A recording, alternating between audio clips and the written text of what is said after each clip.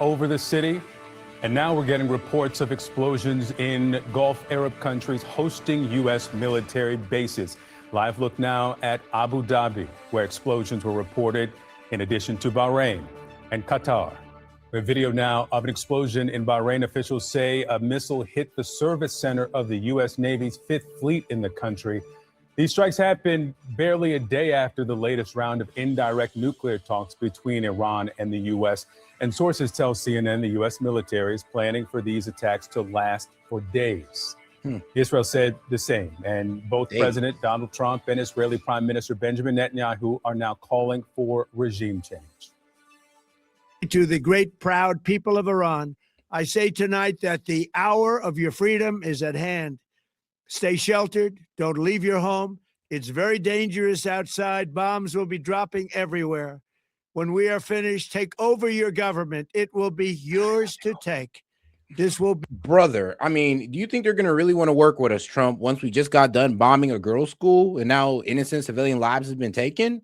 You think they're really going to want to work with us on that note? I mean, to just be real, though, because it's kind of wild how we go in there, bomb civilians, and think that, oh, well, yeah, work with us and help overthrow your government. I mean, that we're bombing you over. I mean, let's see how this works, guys. Let's see how this works. It could all work out, but most likely not.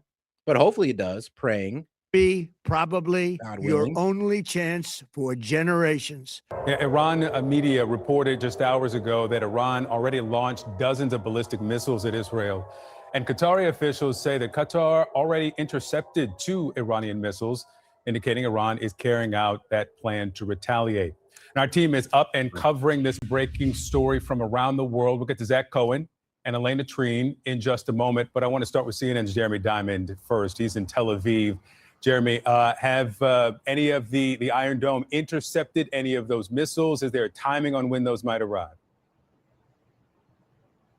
Well, we certainly know that Iran has already fired a barrage of ballistic missiles at Israel. We had sirens going off not only here in Tel Aviv, but also in Jerusalem, in northern Israel, in southern Israel, pretty much Israelis everywhere across the country, millions heading to bomb shelters as those ballistic missiles came in. It does appear that there were several intercepts. We have not yet gotten reports of any actual impacts as a result of those ballistic missiles. But all of this kicked off this morning around 8:15 a.m. local time. Israelis were woken to the sound of sirens, not announcing incoming missiles, but rather alerting Israelis to this new state of emergency that is in place as Israel announced that it had struck targets in Iran. We then quickly learned that it was not just Israel, but that these are joint strikes carried out by the United States and the Israeli militaries, targeting a range of targets inside of Iran. I'm told that there were dozens of targets that were struck by both militaries. We have been watching, of course, for weeks now as the United States has been carrying out this enormous military buildup in the region, but simultaneously a diplomatic track was taking place. But this morning, that diplomatic track was completely cast aside in favor of this military action by the United States and Israel. We heard from President Trump making clear that this is not just about going after Iran's ballistic missile and nuclear programs, but setting the conditions for regime change. And we have heard similar comments as well. I mean, yeah, so AKA, they never were trying to work out a deal with Iran. They were just feigning diplomacy. They're faking it. The whole, it was always about war with Iran, but they wanted to just run this like, we'll just run it like they were trying to get a deal with them. And it kind of shows that it's always been about regime change. There was never an attempt to actually make a deal with Iran, or we'd have made a deal a long time ago. Like we was actually about to get into a deal with them. But like I said, we moved the goalposts to their ballistic missiles and their proxies. And that's why everything fell out. But remember, we walked in there telling Iran that, oh no, this is about your nuclear program. Not about your ballistic missiles that we switched it to, and not about your proxies, but the nuclear program. The Israeli Prime Minister Benjamin Netanyahu. We know now that Israel is at a very heightened state of awareness. Most Israelis are either in their bomb shelters or very close by, awaiting the ramifications of this, as we are already watching Iran launch missiles not only here, but at other sites across the Middle East. Victor. Jeremy Diamond for us there in Tel Aviv. We will get back to you in just a few moments. President Trump is monitoring the strikes from his Mar-a-Lago resort, and he calls on Iranians to stand up to their government and warns the fight could put American lives in danger. He also says the U.S. has done everything it can to keep American troops safe in the region. Earlier, President Trump explained the mission behind the operation.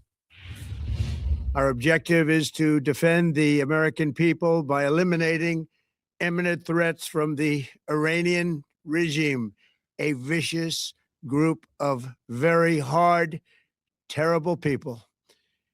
Its menacing activities directly endanger the United States, our troops, our bases overseas, and our allies throughout the world. For 47 years, the Iranian regime has chanted death to America and waged an unending campaign of bloodshed and mass murder, targeting the United States, our troops, and the innocent people in many, many countries. All right, let's bring in CNN's Elena Treen. She's reporting from Palm Beach, Florida. Elena, the president said on Friday that he was not happy with where the talks were with Iran, and now we're seeing the consequences of that. Absolutely. And I think you're right to point out that the context of all of this is incredibly important. We had been hearing of Victor in recent days, really in the lead up until this strike, these strikes this morning, the president saying that he wanted diplomacy. He was hoping a deal could be reached. And from all the conversations I had with people at the White House, that was sincere. But of course, at the same time, you saw the Trump administration and the president directly order the most massive military buildup in the region since essentially the 2003 war with Iraq. And so that leverage was there. And I think a lot of people were waiting to see whether the president would move on that. And of course, he did. I also found it very remarkable just to see the president in that video statement giving it and releasing it on social media, having that be the way that he delivered it. But look, there's a couple of things I took away, Victor, from those remarks from the president. One is that he said that this is going to be a massive and ongoing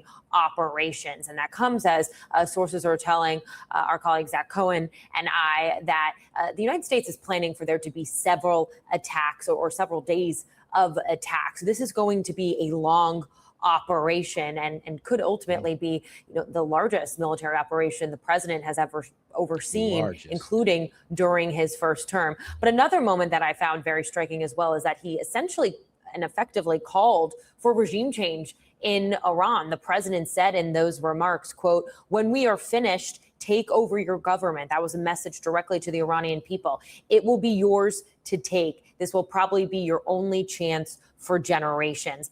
That is a huge statement, particularly as really over the past year or so, ever since the president went into office for his second term, all of his top advisors were trying not to say that directly. And even though the president didn't say it directly, he came as close as he ever really has to acknowledging that one of the goals in this larger operation is to potentially see if the Iranian people can use this weakened state that the regime now finds itself in to kind of overthrow and push against the government there. So that was a remarkable thing as well. I also think it's worth pointing out, and you mentioned this, Victor, just how disappointed and frustrated the president seemed yesterday when talking about the negotiations that were going on just 2 days ago in Geneva between the president's top advisors, Steve Witkoff, and his son-in-law, Jared Kushner. Yeah, because there was only two options. It was so it's either Iran, you give up everything, nuclear program, or missiles, proxies, or we want regime change. And Iran pretty much said, all right, well, it's best you just try to do regime change then. And then here we are. With the Iranians and intermediaries in Switzerland saying that they did not go far enough. Oh, and just updating right now, we got 6 countries that Iran has struck so far: the UAE, Israel, Qatar, Kuwait, and Bahrain and Saudi Arabia are the countries that have been struck by Iran, well, within the past 12 hours or so. Let me see here, a little footage.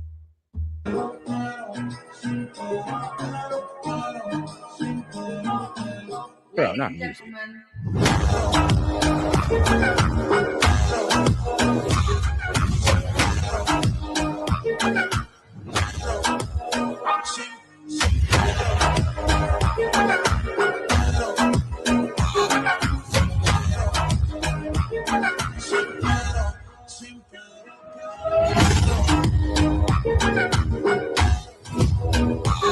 So far, 5 countries. God damn. All right. right. So far, Iran's hit 5 countries, and the United States initials hit inside of Tehran, a school in Iran that has been reported now as updates are flying in. See, what I told you guys says Iran says 5 students killed in an Israeli strike on a girls' school. People are now saying it's like 35 to 40 girls that's been killed in that strike. So, God pray for them. Let's pray. But all right, though, let's get back to it. And what we know that the United States wanted from Iran was to, one, be very clear that they had no goals and did not want to ever make a nuclear weapon, and also that they would commit to zero enrichment of uranium, things that the president argued they were not able to get to. And so that is what's led us to this moment. But of course, so many big questions, I think, that many Americans still have about what the future of this is going to look like. And that has been a big struggle for a lot of people I know in the White House and the top levels of the administration. There are a lot of Americans and a lot of Republicans, I should say, many members of the Republicans base who do not want the United States involved in another foreign war, and particularly a protracted, long engagement. And we've actually heard some of that pushback from members of Congress this morning, making that point. And so that is going to be a crucial thing that the president and this White House needs to do moving forward, is to articulate exactly what their goal is as we move ahead in the days ahead with these operations. Yeah, we'll expect that the recorded message that the president posted will not be the last we hear from him on justification for these strikes, considering that his promise to the American people was that there would be no new wars ahead of his 2024 reelection. Elena Trine for us there near the president's resort in Florida. We'll get back to you. Thank you. And we're getting reports of dozens of explosions across the Gulf, including Abu Dhabi, Bahrain, Qatar, all home to major U.S. bases. A senior official in Qatar says that the country intercepted 2 Iranian missiles fired toward its territory. Let's bring in now CNN's Zach Cohen. Zach, what have you learned?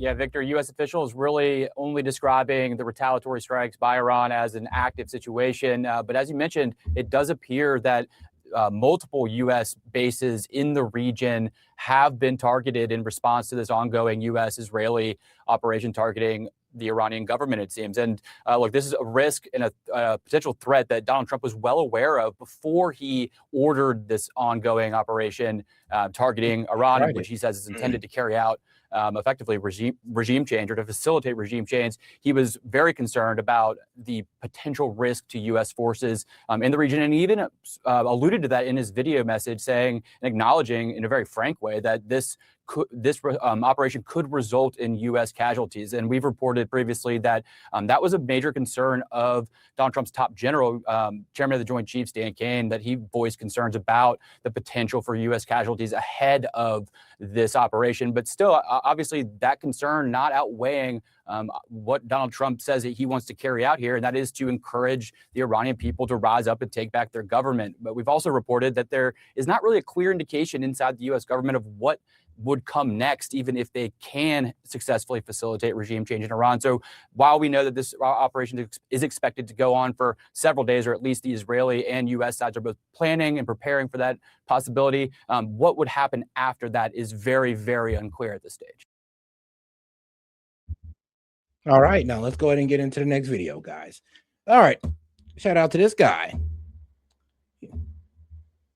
War with Iran would be, and if you know him, then I think he's pretty popular on TikTok, and he's definitely a MAGA. Such a complete and total catastrophic mistake, such a complete betrayal of everything that the MAGA movement was supposed to stand for, and everything that Trump has been standing for. Literally, no new wars. Now, all of a sudden, we're getting into it with Iran, and all these guys are promoting this war like, oh, like this is what Trump always talk about. He did say Iran can't have nukes. Well, Iran don't got nukes, so we're still going to war with them. And we haven't even proved it. There's no proof that Iran has any nukes. So, I mean, Trump got what he wanted, but yet we're still going to war with them. Since he came down that escalator about 11 years ago, I can't even believe that it is a serious conversation. So it is very clear right now that there are a couple of factions who want war with Iran, none of which are the American public. We have a foreign government that wants desperately to have a war with Iran, that has been pushing for war with Iran since 1995. So they obviously want war with Iran. We have a news media and a DC war industrial complex who both want war with Iran because war is big business for these people. And I don't think that a lot of people who are not into the kind of machinations of the swamp understand. Oh, and shout out to Dark Elites. So Dark Elites, I appreciate you. He sent in a goat trophy for 1,000 jewels. Appreciate the support, man. And God, for every 100 jewels you send, that's $1. So appreciate the support, my man. And how all of this works. For the news media, war with Iran means automatic ratings, big bucks. Yeah, it does mean automatic ratings. It does mean I'm gonna get high viewership, but doesn't mean that I want it. I would love to get good viewership a different way, please. Not because we're going to war with Iran. I would hate that. But I mean, that's what happened during the 12-day war. I was seeing record viewership during then, and I'm probably gonna see the same thing now, reluctantly, because I really don't like how the way it's playing out right now. You know, you've got their little correspondents who've never really done anything, who can't wait to throw a little flak jacket on that says press and to go play war reporter overseas. Oh, they live for this because they've never served before. They've never been to actual war. The only thing they know how to do is go play war for cable news. So they can't wait to go play war for cable news. You have the DC war industrial complex, who are the slimiest, snakiest, sleaziest people you. Lindsey Graham, I mean, Mark Levin, Randy Fine. Yeah, you know, just a couple of guys that's just been trying to talk us into this war, and now it's pretty much getting what they want with the most vilest rhetoric out there, honestly, especially that guy, Randy Fine.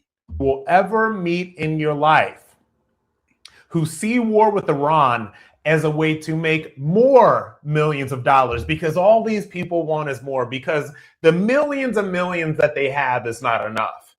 And you better believe that they're moving their stock options at the ready.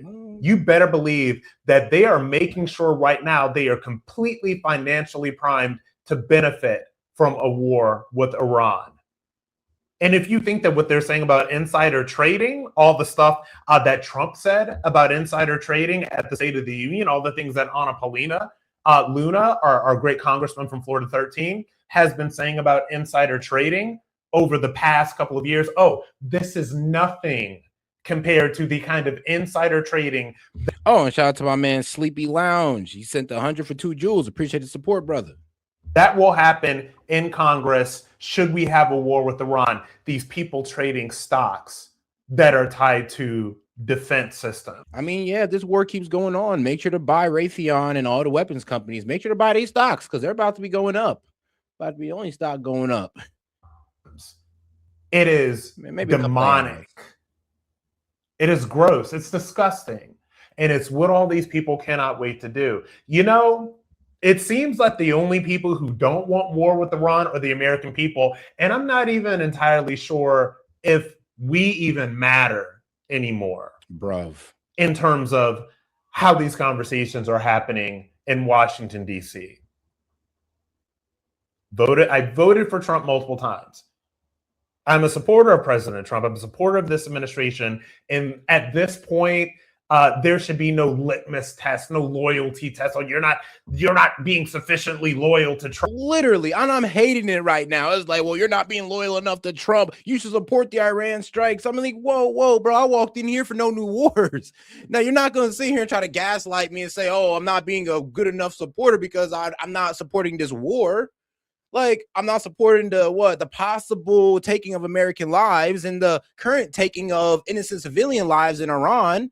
And most likely in all these other countries. You don't think that there are people working at these bases or near these bases that might have gotten hurt? Yeah. It's the reckless taking of lives that I will always be against. Don't care who the fuck's doing it. Because I'm consistent with this. But all right, let's get back to my guy here. Oh, and shout out to, let's see here. Let's see, was it Rigid? Well, whoop, I might be reading that wrong. Yeah, I think it's Rigid. Oh, and they said, S.E.T, you're doing a great job reporting on this. Thank you. Hey, man, I appreciate that. And shout out to all the supporters, man, in the chat. Don't worry, we're going to keep it going. Trump, because you don't agree with war with Iran. At this point, we're way beyond that.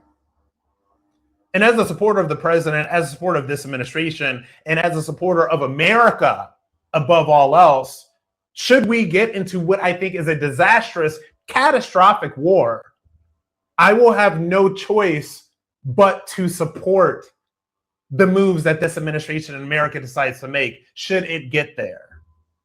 But I'm going to be on the record unequivocally 100% that what is being fed about what a war in Iran would look like is completely false. Thank you. Because if you've ever been to a war theater, if you know the ins and outs of all of this stuff, you know that Iran is not Iraq. We lost upwards of 3,000 American soldiers in the war with Iraq. And about 150,000, which is smaller than Iran, has less people than Iran, is less military capable than Iran. But look what we lost during that. Okay. Iraqis, by my last count. Even one dead American soldier in a useless foreign war is too much. And if you think that a war in Iran is not going to lead towards tens of thousands of U.S. troops dying. And guys, look, I know some of us don't want to call it a war, but Trump called it a war. Do we need to go back to what Trump was saying? He literally said, American people, hey, look, there's going to be some casualties. That's usually what happens in war. But don't worry, guys, we'll get through it. I'm like, bro, Trump is saying it. I wish I could sit there with you, but when Trump is saying, yo, this is intentionally, my intention is to get into a war with Iran, we can't even sit here and play stupid. Then you're kidding yourself. This is the same crap that was sold to me and to this country when I was 20 years ago and fought in Iraq. When I was 20 years old and fought in Iraq. The same crap. Oh, this is just going to be quick and easy. Bro, same crap. Oh, that we're going to be treated as liberators once we go into Iraq and freedom from Saddam. Did that happen? No. Oh, this is going to be an easy and in and out. Did that happen? No. Then why the fuck are you believing the same shit now? Tell me how that works, bro. You got lied to by our country one good time. I can get over that. But they're using the same thing, same lie, word for word, bar for bar, and you're going for it again? And some of y'all are old enough to understand this, old enough to honestly compare the two. Like guys in their early 20s or in their late 20s, I can understand. They were young. But guys who are 30 and up, we should know better. This is going to be over in a couple of weeks. We're going to be great. Let me tell you something. It's garbage. And this is not what a war in Iran is going to look like. It is going to look like the catastrophic loss of tens of thousands of American soldiers in the long run. If you think that we're going to be in and out in Iraq, you're kidding yourselves. Bro. But the bloodthirsty warmongers that want nothing but war and death, that seem to have a lot of pull in this administration, want this war. Yep. The American people don't want it. I served in a war theater. I know what that is. I don't want this country to go. But hey, man, if we call it out, brother, we're apparently not MAGA no more, and we don't support this, or we support the Ayatollah. Do you think this man support the Ayatollah? Do you think I support the Ayatollah? No. We're just being consistent with our beliefs. We're being consistent from what we wanted out of Trump, which was no new wars. And we're not getting that. Actually, we're probably about to get higher gas prices. The economy is about to take a hit because of this. So what are the people really getting? The only people that's benefiting is Israel because they're getting what they want. Back there. I don't want to see tens of thousands of young men and women lost to another war. These people in DC, their sons and daughters are not going to be fighting this war. The sons and daughters of the foreign government that want this war so bad, they're going to be fighting and dying in this war. You know who's going to be on the hook for this? Americans, yet again. It is going to be our sons and daughters that die in this war. This fake war that a lot of bloodthirsty people have been advocating for 30 years. This is wrong. This should not happen. If it does happen, I will have no choice but to support what the administration decides to do and what this country decides to do. But I will tell you this, you will mark my words that through my platforms for the remainder of however long this happens, if it does happen, you will see the stories in the faces of every single American soldier that is lost to this. They will not be lost to the mainstream media industrial complex where they just give you a number or a name scroll on the bottom of the screen. On my platform, as long as I have breath in my body, if we go do this and we start losing tens of thousands of American troops. Bro, if that's the case, I'm making a list. I'm making a list and I'm praying to it every day. I'm for the sad losses. I'm gonna be like, bro, this is what y'all said wasn't gonna happen, right? For all you dumbasses that said, oh, no lives will be lost, and it's gonna be easy. I'm gonna read off the names of every American life lost. And then please repeat that same dumbass statement again. You will see their faces and you will hear their names from my mouth on my platforms. I hope to God that I am wrong. But let me be on the record as telling you that I think that this is wrong. I think that we should not have war with Iran. And I do not care whatever smears people throw at me, whatever you say about me, whatever lies you want to tell me. And I'm telling, bro, they're going to tell lies about this guy because he's actually out there. But let's be real. They're going to start saying he supports the Ayatollah. He was never MAGA. He supports terrorists. It's the craziest type of gaslighting. It's like, instead of like honestly taking us at our word and honestly, you know, championing us on our consistency of no new wars, y'all want to sit there and flip it like we're supporting a Islamic regime, a terrorist dictator regime. And we're not. We're just holding your foot to the fire on what y'all said. And for some reason, there's a lot of people in MAGA that would just go along with Trump no matter what he does. And that ain't me. I'll be real with you. That ain't me. But all right, though, let's get into Israel released footage of strikes on Iran. And then we're going to go ahead and get into Al Jazeera. But this is the strike right here. As you see, this is the strike in Tehran. Dang. And boom, boom. Damn. Hey, yo, whatever that last missile was, took out that whole spot. Taken out. And this is all footage that Israel released of, you know, them bombing Tehran. So this is coming from the Israelis. But all right, though, let's go ahead and make it over here to Al Jazeera. Confirmed there have been attacks inside Bahrain has confirmed there have been attacks inside its territory.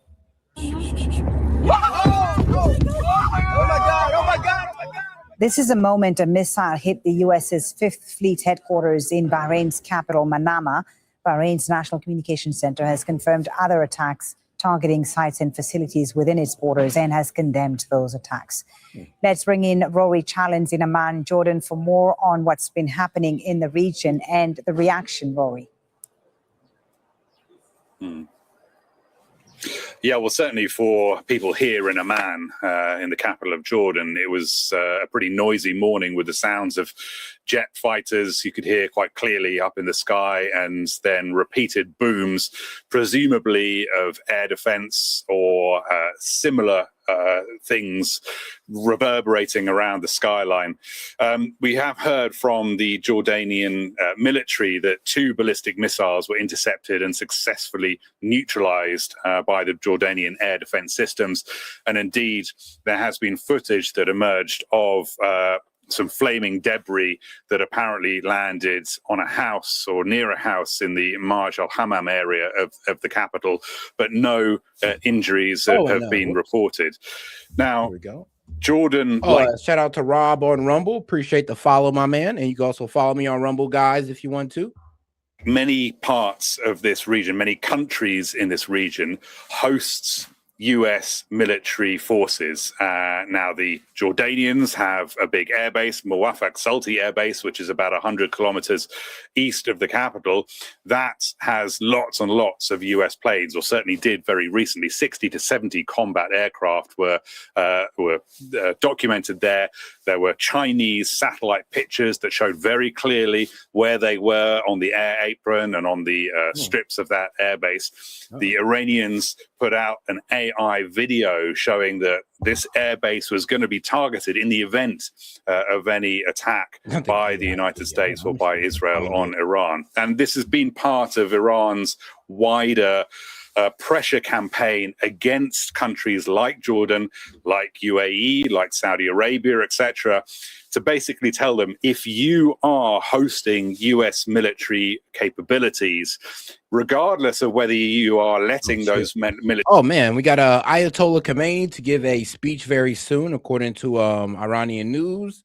And let's see, several major oil companies and trading houses have suspended oil and fuel shipments through the Strait of Hormuz. So that's currently being shut down as we speak. So yeah, but don't worry, I'll be back with you with more.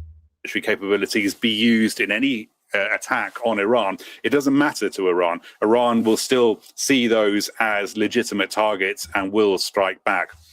Now, I have to say, for the moment, Jordan seems to have got away relatively unscathed. But, you know, this is very early on in this conflict, and things are certainly able to escalate. Other countries in the region, we've been seeing attacks in Bahrain and UAE, in Saudi Arabia and Iraq as well, are not quite have not escaped as quite as unscathed as Jordan has at the moment. But I think we have heard about 40 minutes ago the all-clear air raid siren going out, suggesting that the danger has passed for the moment, but we understand that there could be fresh barrages on the way at any moment. Rory Challens, live for us in Amman, Jordan. Rory, thank you. All right, let's go ahead and get over to the next one here. Qatar's foreign ministry has released a statement. It says the state of Qatar expresses its strongest condemnation of the targeting of Qatari territories with Iranian ballistic missiles, considering it a flagrant violation of its national sovereignty, a direct assault on its security and the safety of its lands, and an unacceptable escalation that threatens the security and stability of the region. The Ministry of Foreign Affairs affirms that the state of Qatar reserves its full right to respond to this targeting in accordance with the provisions of international law and in proportion to the nature of the aggression, in defense of its sovereignty and to safeguard its security and national. Like Andy, back to Iran being Christian is hilarious. See, and it's the problem. People want to make it about Islam and Christianity when it's not. It has nothing to do about religion. This has everything to do with, well, influence in the Middle East. I remember my man Monty was trying to argue that position. Oh, it's a religious war. No, it's about influence. It has nothing to do with religion. Now, if you want to bring up Hamas, that has something to do with religion, to the Alex Hamas and all that good stuff. But this right here has everything to do with Iran's influence in the Middle East and how they want to topple that. And it's not about Iran being a Christian nation or not, because let me be real with you. We support Israel and they got less Christians than Iran does. They got less Christians than Jordan does. They got less Christians than Qatar does. So if this is about Christians, bro, we're running up behind an ally that don't respect Christians whatsoever, that they get spit on, persecuted, mistreated, all in Israel. But shoot, in Qatar, they're doing well. In Iran, they got higher numbers of Christians in Iran than in Israel, but look who we're backing. So this ain't about Christianity, because if it was, trust me, this will be looking a lot different. Interests. The Ministry of Foreign Affairs emphasizes that the state of Qatar has been and remains among the first to call for dialogue with the Islamic Republic of Iran and has advocated for continuing on this principle as the optimal foundation for addressing differences and resolving disputes through peaceful means, thereby sparing the region of the risk of escalation. Let's take you now to Axel Zaimovich, who joins us now from here in Doha. So, Axel, Iran had already said that it was ready and able to strike U.S. bases and assets in the. Oh, and shout out to RKSI on Rumble. Appreciate the follow, guys. Like I say, go ahead and follow me on Rumble if you want. Region, of which there are many. Bring us up to date with what you've been seeing where you are along the waterfront in Doha.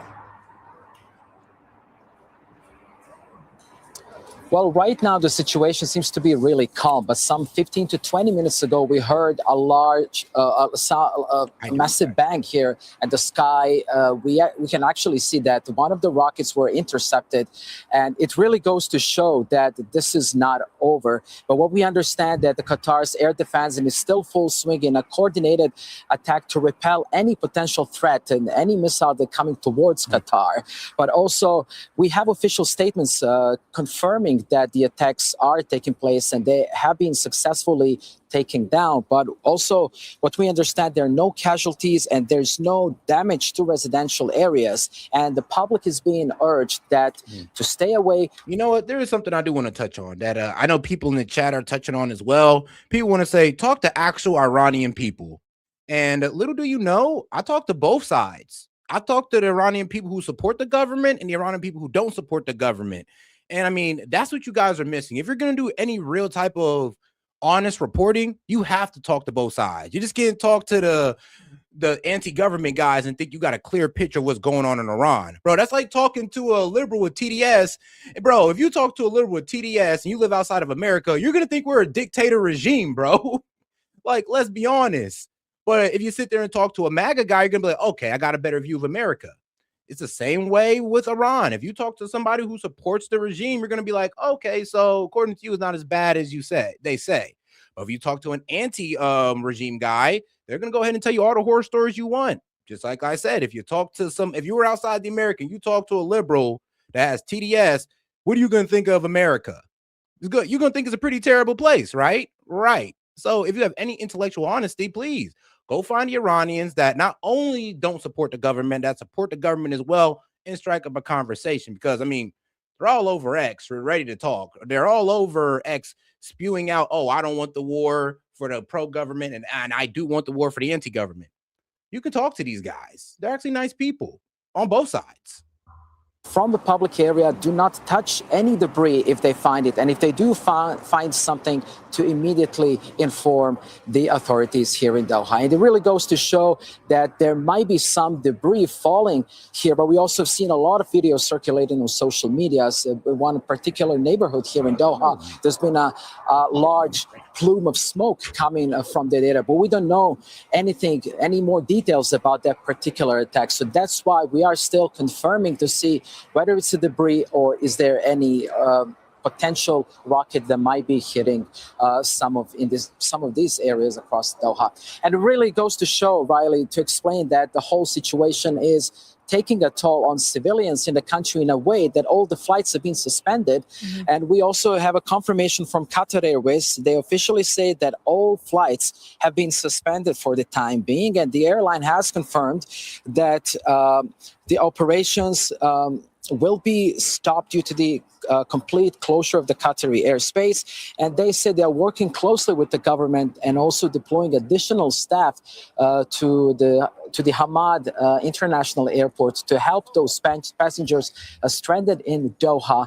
And it's really important to mention again, as the officials here have been saying, they've been advising and urging people not to go out and to follow official channels of communication, and just to follow these words coming from the government, because they also want to stop spreading any potential fake news, especially spreading on social media and unverified channels. But Axel, I also want to ask you, because it's not just Qatar that has closed its airspace. It's not just Qatar where explosions have been reported. It is happening across the wider Gulf region. What can you tell us about what we've been seeing elsewhere? Well, that's true. A similar situation like we see here in Doha, then it seems to be that this disruption is going to affect hundreds of thousands of people who have planned their holidays, who have planned to go back to their home, because this region is an international hub for so many passengers coming here. So that's why all the instructions coming from airlines should be followed from official channels, and they will advise passengers stranded at the respective airports what to do next. Axel Zaimovich, live for us in Doha. Thanks, Axel. All right, now let's go ahead and get over to, let's see, breaking news. Iran counterattack on Israel follows strikes. Came out about an hour ago. Live in Israel and has some breaking news for us now. Trey. Yeah, John, air raid sirens just sounded across Tel Aviv, Israel's second largest city. The Iranians have started their response. I just received a text message from a source in Tehran who said Iran is firing back. Yep. The sirens that a source in Tehran, aka the Mossad. So yes, there's Mossad still in Iran telling everybody that, hey, yo, look, they're shooting rockets right now. Like, I know we told you guys that we degraded their missile defense system, but obviously not. Across Tel Aviv were a signal of incoming ballistic missile fire towards central Israel. We also understand, according to sources in Haifa in northern Israel, the country's third largest city, that there is missile fire toward that city, but no impacts reported. At least 2 interceptions are being reported on Israeli media. But again, at this moment, John, the latest information that we can bring to you is that air raid sirens just sounded across. You know what's crazy? I know I was having a debate with one of my co-hosts talking about, oh, well, that they can't make it through the Iron Dome. They're not like that. I mean, shoot, they doing it right now as we speak, making it through that Iron Dome, hitting Israel in their top cities. What did I tell you? What did I tell you guys? Israel's second largest city. And I hate being right. I did not want to be right about this. I just want to let y'all know. Of Tel Aviv, alerts going out on the phones, and I can see the local news in Israel right now, and there are alerts going one after another. Many of them in the West Bank and close to the city of Jerusalem as well. But again, this is a very fluid situation, but an indication that the Iranians have started their response. President Trump, as he said before, that there is going to be an ongoing and massive operation against the Iranians. That likely includes striking some of these missile launching positions, as many as possible, understanding that the Iranians could respond not just against U.S. forces near Iran, but also against Israel. And that is what this country is dealing with at the moment. The air defense systems here remain on high alert, and those special instructions this morning went out to civilians, telling them to remain in bomb shelters.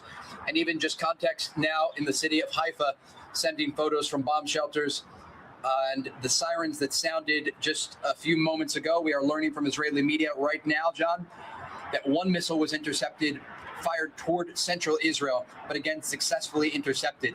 The fact that these missiles are being fired in 1 and 2 missile volleys is an indication that the Iranians may have been hit quite hard when it comes to their missile launching positions. Back during the 12-day war, sometimes they were firing dozens of missiles, even over 100 at a single time. And so we have to see how all— Yeah, I mean, word on the street is that Iran got like 20,000 missiles to work with. Maybe more, maybe more. Like I said, like in America, we make like what, 400 missiles a year. In Iran, they're making like 300 missiles a month. That's a problem. And this is why Israel wanted to get rid of their ballistic missile program, not only because they produced these missiles in high numbers, but also because they were able to breach the Iron Dome with them. This plays out, but again, President Trump indicating this is going to be an ongoing and massive operation. The Iranians were given a diplomatic opportunity, and they did not take it. No, the F they weren't, bro. I'm gonna be real with you. No, they weren't. Like, look, if they were given a diplomatic opportunity, trust me, they'd have took it. We told them, look, we care about your enrichment program. We want you to bring it down to 3.5. They said, okay, we got you. Then we turned from that to say, no, we don't want you to have a nuclear program whatsoever. And they're like, well, whoa, maybe we could talk about something around that, but like, well, we're not so much in agreement with that. Then we said the ballistic missiles, then the proxies. So can you really sit there and say that we were, like, I would say, negotiating in good faith if we're over here moving the goalposts every time they say yes to something? Like, come on. John? The president has made it clear that he is not messing around this time. As was mentioned earlier, some of the targeting involved the palace or the residence and the offices of the Ayatollah Khamenei. So they are going after the leadership as well as the military hardware. Hey, Sean Hannity here. Hey, click here to subscribe. Let's go ahead and see what's going on CNN. Just came out about 3 minutes ago. Yeah, isn't it kind of funny how, you know, what was it, Al Jazeera and all those guys are first? I mean, guys in X are beating CNN to the news. Just as the strikes began, President Trump posted this message on social media. A short time ago,